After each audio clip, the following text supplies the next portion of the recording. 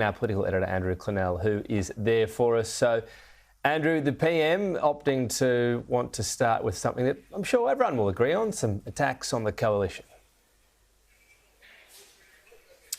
Yes, that's right, Tom. In the last few hours here, they're still doing the deals on AUKUS, the government and the unions, but it doesn't look like the government's got an awful lot to fear.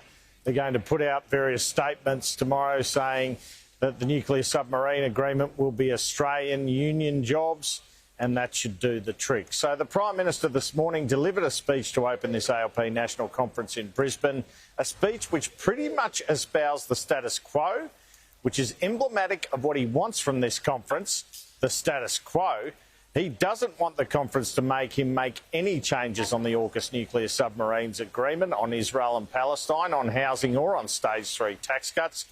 So he pretty much just stuck to the cost of living and reminded people over and over what the government was doing about it. And today I say to Australians, there's more help on the way.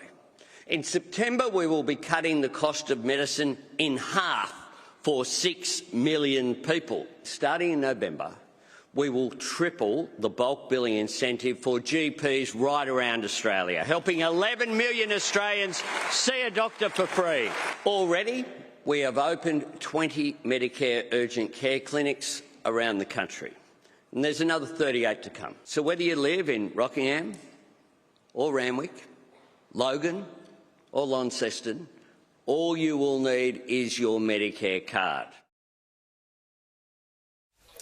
So a key and interesting message from the PM in his speech was that there was no point Labor implementing policies with principles if they weren't in government. Access to 10 days paid family and domestic violence leave.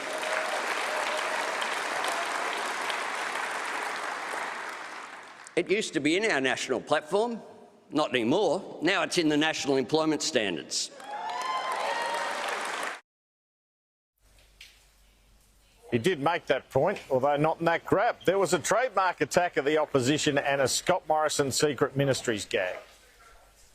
So fixated on opposing renewable energy that they're telling Australians with solar panels on their roofs to make room for a nuclear reactor in their backyard. The Prime Minister, the Treasurer, the Health Minister, the Minister for Industry and the Minister for Home Affairs walk into a bar. And the bartender says, "Just the usual, Scott?"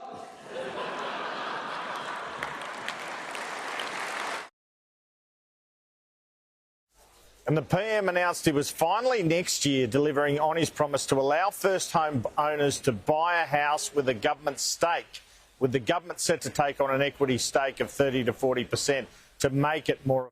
What our government will do is step up and put in our share, opening the door of home ownership through this shared equity scheme to tens of thousands of hard-working people. We are the party of the great Australian dream. The PM also seemed to confirm no early election, saying the party needed to win in 2025.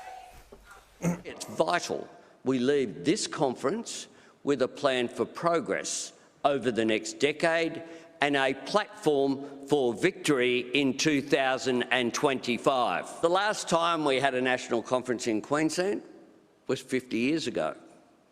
Back then, a newly elected Prime Minister, Gough Whitlam, spoke of his determination to show it was possible for Labor to hold power without sacrificing our principles.